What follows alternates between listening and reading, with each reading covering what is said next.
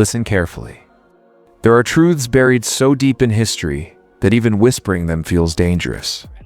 But tonight, I'm going to tell you one of them. A story not meant for your ears. A story sealed away by institutions sworn to protect their order at all costs. In the winter of 1824, 17 families in a small New England town walked barefoot into the freezing wilderness. No blood, no violence, no screams in the night. They abandoned everything they owned, their homes, their animals, their children's school books still open on the tables, and they vanished. The constables searched, the priests prayed, and the newspapers reported only rumors. But beneath the official silence, one name kept surfacing like a ghost that could not be drowned. A professor, a man of impossible intellect and disturbing influence. His name was Ezekiel Drummond. Now, before we step deeper into this darkness, I need you to do something. If you're here, you're not here by accident. This channel is a doorway, and the fact that you found it means you were meant to.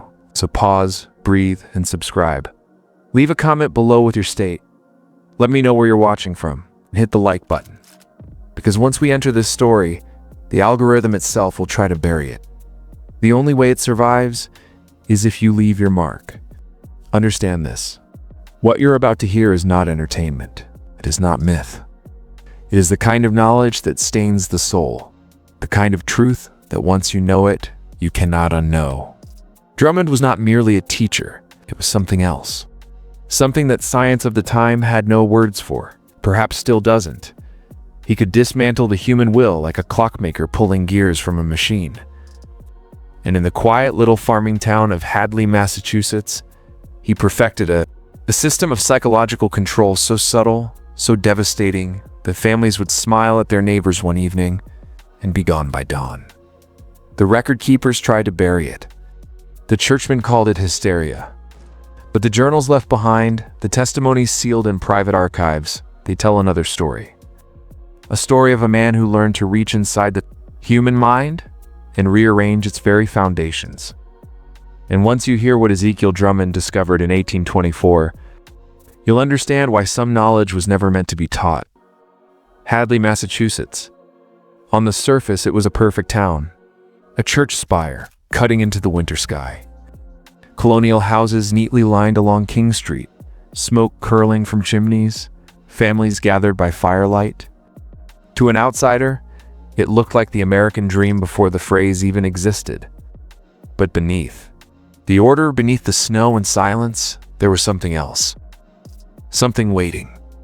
And it arrived in the autumn of 1821, when Professor Ezekiel Drummond came walking into town with nothing but a leather case and credentials that no one dared question. The townsfolk described him as distinguished. Silver hair at the temples, eyes like cold glass, a voice that never rose but demanded absolute attention.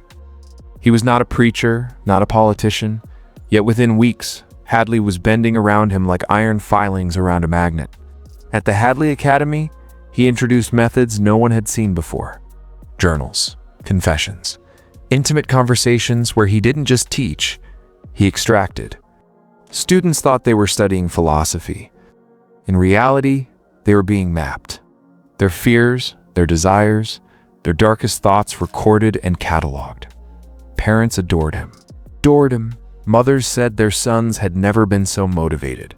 Fathers called him a man of rare genius. The academy doubled its enrollment in 3 years. Boston elites whispered his name like a secret worth buying.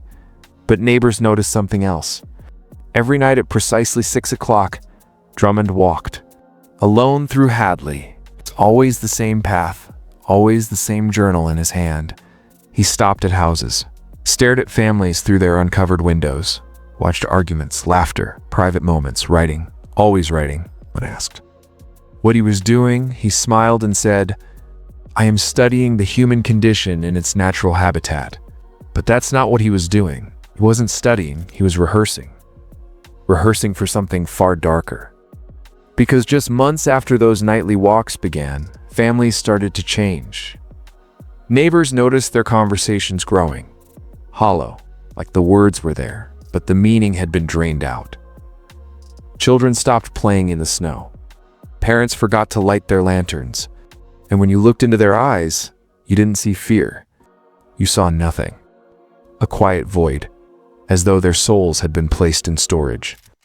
The science of the 1820s had no vocabulary for this. But today you'd call it psychological conditioning, behavioral mapping, identity dismantling. Ezekiel Drummond wasn't ahead of his time.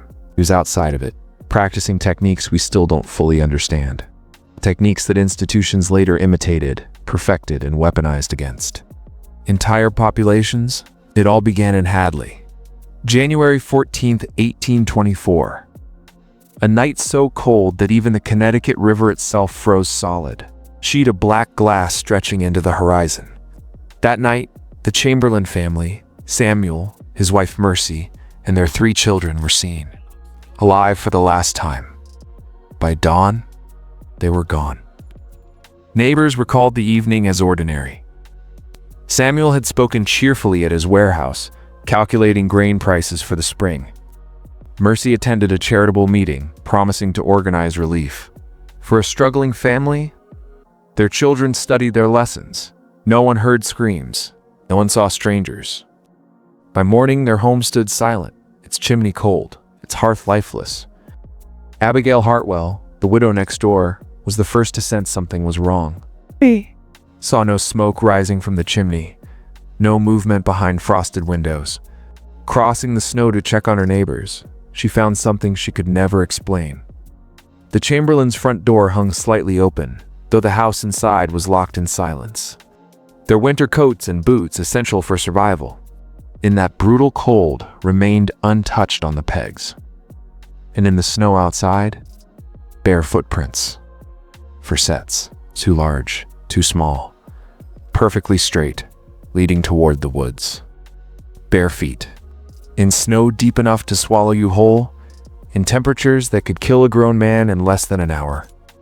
Yet the tracks showed no hesitation, no stumbling, no dragging. It was as if the family had marched willingly into the abyss. Inside the house, the scene was worse. The breakfast table had been set with the family's finest china, not for 4, but for 5. An extra place prepared at the head of the table, porridge frozen in bowls. Tea turned to amber ice. Books, abandoned mid-sentence. Toys scattered mid-play. A piano lid open on an unfinished melody. Everything frozen in time, as if the Chamberlains had simply stood up and walked away.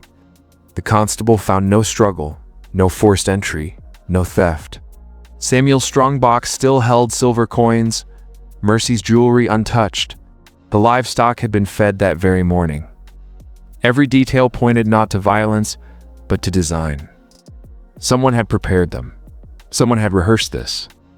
And the whispers began almost immediately. The neighbors said the Chamberlains had been seen with Professor Drummond more often in the weeks before they vanished. Private conversations, late-night visits, strange gatherings in his study. The families trusted him, admired him. Perhaps that was the trap. For Hadley, the Chamberlains were just the beginning. After the Chamberlains' fear spread like frost across Hadley, neighbors whispered, shutters closed earlier, prayers grew longer. But fear has a strange effect on the human mind. It dulls memory, reshapes logic, makes excuses. Within weeks, families convinced themselves it was an accident, a tragedy, a mystery that would resolve itself. That's exactly how Drummond wanted it, because the Chamberlains were not the last. The Whitmores vanished next, and the Rileys. Then the Abbott family, whose children had been among Drummond's favorite pupils. One by one, household after household, the same pattern repeated. No signs of struggle, no theft, no blood, no footprints but their own. Always leading into the woods as if drawn by some invisible summons. By the end of winter, 17 families' entire bloodlines were gone. Constable Brewster tried to investigate. He walked the snow-covered fields, followed the footprints until they dissolved into drifting ice. He wrote reports, sent letters to Boston, pleaded for assistance from higher authorities. The responses came back cold: mass hysteria, religious delusion, unexplained migration.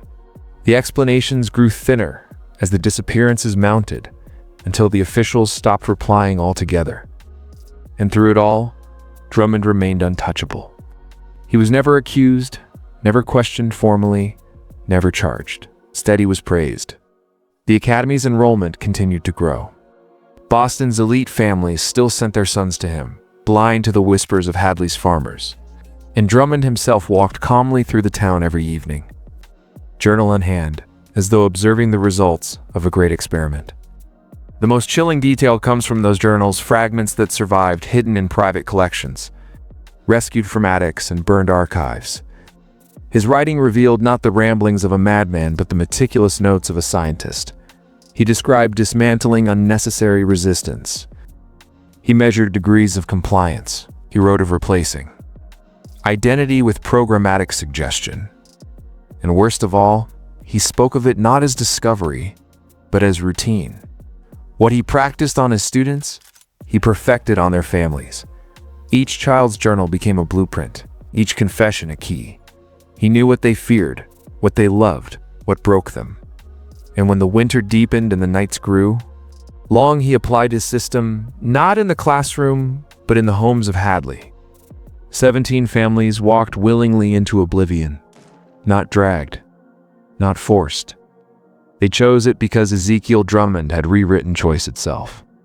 And if you think this is just history, a strange story buried in old newspapers, ask yourself why entire governments today still study how to control not the body, but the will. Hadley was just the beginning. When the town finally turned on Ezekiel Drummond, it was too late. 17 families gone, their homes left like shrines to absence. The academy still filled with eager young men, still praising their brilliant headmaster. But beneath the surface, suspicion boiled. Whispers turned to accusations. And one night in March of 1824, a group of men forced their way into Drummond's grand colonial house on Elm Street. What they found in his private study would never be spoken aloud in the town square, only buried in sealed reports locked in archives, whispered of in secret for generations. The study was unlike anything Hadley had ever seen. Shelves sagged with books, not found in the Academy library. Treatises on mesmerism, obscure European texts on suggestion, alchemical manuscripts filled with diagrams of the human nervous system. But it was not the books that made the men recoil. It was the journals, dozens of them, hundreds, bound in leather, arranged with obsessive precision. Each one marked with the name of a Hadley family. Inside, written in Drummond's cold, deliberate hand, were observations so intimate, so precise, they seemed impossible. Pages upon pages recording private arguments, confessions, dreams, fears, even the cadence of laughter. One journal, labeled, Chamberlain, describes Samuel's anxieties over grain prices, Mercy's childhood memories, Benjamin's secret longing to run away from Hadley, Sarah's fear of being forgotten, little Thomas's nightmares. None of this had ever been spoken aloud, yet Drummond had it, written word for word. And then there were the diagrams. Charts of emotional response, maps of identity triggers, measurements of eye movements, pulse rhythms, patterns of speech.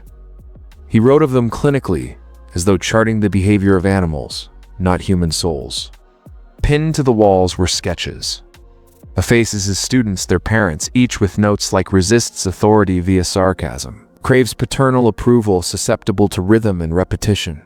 But the most disturbing artifact lay on his desk. A manuscript bound in red leather, its title embossed in Latin, De Artificio Voluntatis, the artifice of will. In its pages he described not theory, but method. Step-by-step instructions for dismantling resistance, techniques for embedding commands beneath conversation, exercises to weaken the boundary between self and suggestion. It was not philosophy. It was weaponized psychology, manual for control. The men who found it swore an oath of silence. They locked the journals in the town hall cellar. The manuscript vanished into private hands. And Drummond, he was never brought to trial. No court could prove what he had done. No body was ever found. He left Hadley quietly, without resistance, as if he knew they would never touch him. But his methods didn't vanish. They spread. quietly, invisibly, absorbed by institutions hungry for control. From classrooms to pulpits, from laboratories to governments, his techniques reappeared under new names, cloaked in respectability. And that is how the system works even now, not by chains, not by threats, but by reaching inside, mapping you, and replacing your will with something that serves theirs. What Ezekiel Drummond practiced in Hadley did not die with him. It metastasized. It spread like a contagion, mutating, finding new hosts. Because the methods he pioneered, dismantling resistance, mapping desires, replacing will, are not relics of the past. They are the very architecture of the present. Think about it. Do you really believe nations rose to power only through armies and weapons? That empires were built only on steel and fire? No. Armies break bodies. But Drummond discovered how to break minds. And once you control the mind, the body follows willingly. That is the hidden engine of power, the weapon no textbook ever names. By the late 19th century, psychology had become a science. Laboratories in Europe and America began speaking of conditioning, behaviorism, social suggestion. But peel back the academic language and you find Drummond's fingerprints all over. Journals disguised as research, experiments on memory and obedience, studies on the rhythms of speech, the power of repetition, the influence of symbols. What Drummond wrote in Latin, they published in journals, and governments listened. In the 20th century, these techniques became institutions. Schools designed not to awaken, but to mold. Media engineered not to inform, but to hypnotize. Systems so refined they no longer looked like propaganda at all. And behind every institution, the same principle whispered, strip away identity, replace it with suggestion. This is why advertising feels like more than persuasion. It is not selling you a product, it is mapping you, embedding triggers, rehearsing your obedience. This is why politics feels less like choice and more like choreography, because your reactions were measured long before you made them. This is why entire populations march into wars they never asked for, comply with rules they never questioned, surrender freedoms they never agreed to lose. They're not dragged, they walk willingly, just like the Chamberlains, just like the 17 families of Hadley. And here's where you must pay attention, because you are not just watching a story. You are sitting in the middle of its continuation. Every screen, every slogan, every carefully chosen phrase is another echo of Drummond's manuscript, the artifice of will. You were never meant to see it, and yet you live inside it every day. So tell me how much of what you believe is truly yours, and how much was rehearsed for you long before you realized it? Up until now, you've been listening as if this is only a story, a cautionary tale, a strange piece of forgotten history. But this is the moment where that illusion ends. Because what Drummond did to Hadley, what institutions perfected after him, what entire governments still use today, it's not abstract, it's not distant. It's happening right here, right now, to you. Look around at your own life. How many thoughts you call your own were placed there without your consent? How many of your habits, your desires, your fears were engineered by someone who studied you like a specimen in a jar? You think you chose the clothes you wear, the food you crave, the leaders you trust? But choice itself is the most successful illusion ever created. And the moment you believe you are immune, you are already caught. That is why this story is dangerous. Because once you see the strings, you cannot unsee them. You recognize the pattern, you can never return to ignorance. The curtain is pulled back and you realize the theater you've been living inside was never yours. So, here's the test. If you've made it this far, you are not like the others. Most people click away. Most people can't face the truth. But you're still here, and that means something. I want you to prove it right now, in the comments. Write these words twice. I walk with eyes open, not once. Twice. Because repetition is power. That phrase is more than a sentence. It is a declaration, a rejection of programming, a signal that you are not just consuming, you are awakening. And when you type it twice, You lock it into your identity. You etch it into your algorithm. This is how transformation begins. In grand revolutions, not in battles with flags and armies, but in a single decision: to see instead of sleep. To claim your mind as yours instead of theirs. Drummond perfected the dismantling of will, but here in this moment you reclaim it, and that is why the system fears men like you. Because once a man sees through the veil, once he begins to question the silent architecture of his own thoughts, he becomes uncontrollable. And make no mistake, that's exactly what they never wanted you to become. When Ezekiel Drummond vanished from Hadley, his body disappeared, but his manuscript did not. The artifice of will did not remain locked in a cellar, forgotten. It traveled. Quietly, silently, it passed from hand to hand, until it reached men who saw not horror, but opportunity. Men who recognized that the ability to dismantle will was not just a parlor trick, it was the ultimate weapon. By the dawn of the 20th century, the manuscript's ideas had been translated into laboratories. Pavlov with his dogs, Skinner with his rats, conditioning, reinforcement, obedience.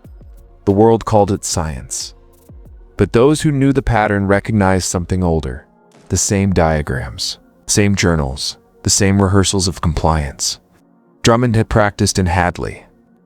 The methods were given new names, sanitized, stripped of their darkness, but the goal was unchanged. Then came war. World War I, World War II, conflicts that tore apart millions of bodies. But behind the trenches and battlefields was another war entirely. A war for minds. Propaganda became an institution. Posters, speeches, radio broadcasts, every word engineered to bypass thought and strike directly at the unconscious. They fight for freedom. They fight for order. Simple phrases repeated. Until they became identities. Nations marched like the families of Hadley, willingly into oblivion. And the experiments didn't stop there.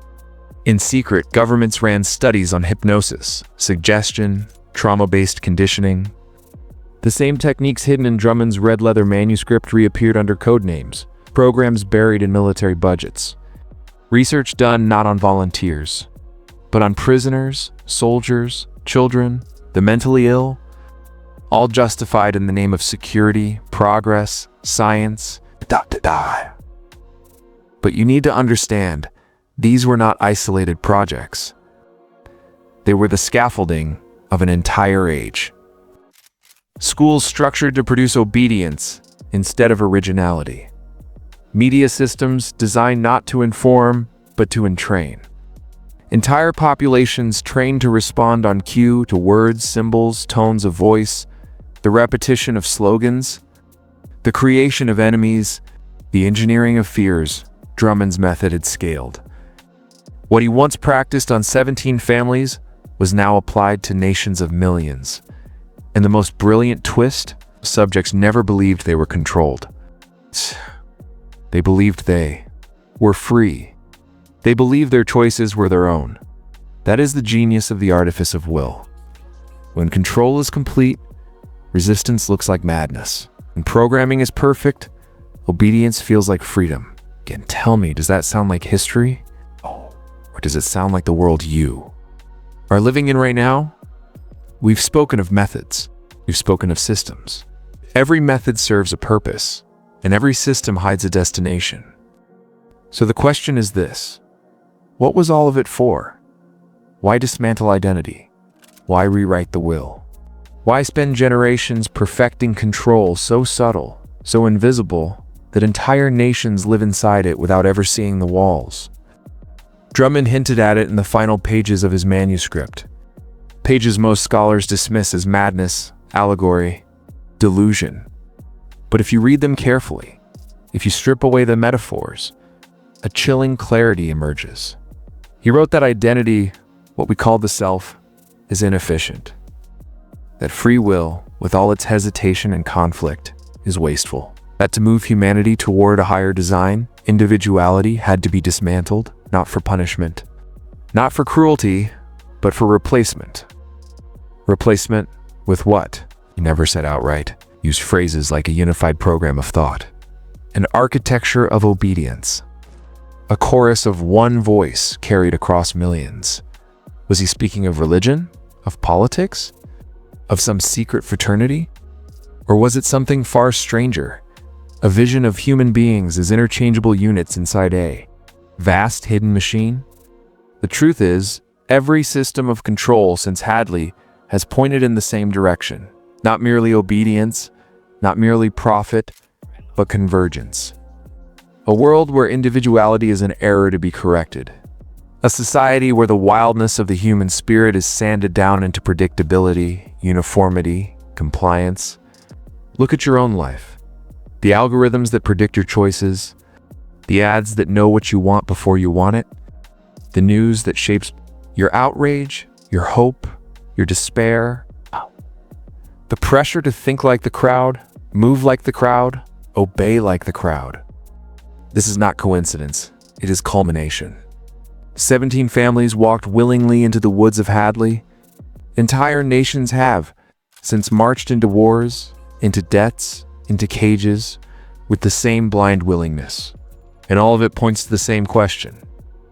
What happens when the system no longer needs you as you, when your identity, your will, your uniqueness, is nothing but raw material to be rewritten into something else? That was Drummond's final. Obsession. Not control for its own sake, not even power, but transformation. Replace the human will with something programmable, something permanent. And if you think that transformation is still coming, you are already too late, because you are living inside it. This is where the story stops being history. This is where it becomes a mirror. You've seen how the manuscript spread, how its methods evolved, how its purpose sharpened over generations. But the truth is, none of that matters if you don't recognize what comes next. Because you are the experiment now.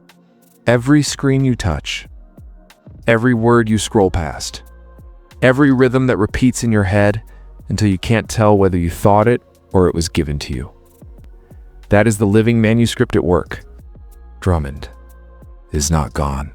He is everywhere, wearing new faces, writing new scripts, whispering new slogans. And now you have a choice. But it is not the choice you think. It is not between obedience and rebellion. The system already accounted for that.